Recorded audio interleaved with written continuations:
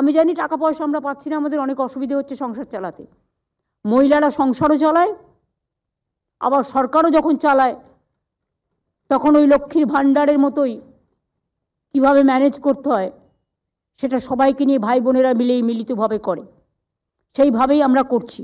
অনেক যন্ত্রণা, অনেক লাঞ্ছনা, অনেক বঞ্চনা থাকা সত্ত্বেও, তা সত্ত্বেও কেন্দ্রীয় সরকারকে বলবো অনেক ধন্যবাদ। আপনারা আমাদের টাকা আটকে রেখেছেন তার জন্য। তাতেও মনে রাখবেন, দয়া করে যতই অত্যাচার করুন, অপপ্রচার করুন, কুৎসা করুন, চক্রান্ত করুন, আমরা কিন্তু আপনাদের সাথে কোঅপারেশন চাই, আমরা নন কোঅপারেশন চাই না।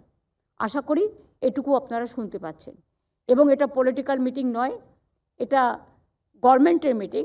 তাই government to government cooperative federalism সিস্টেমে সবাই আশা করে রাজ্য সরকার কেন্দ্রীয় সরকার কাঁধে কাঁধ মিলিয়ে কাজ করবে, শুধু ঝগড়া করা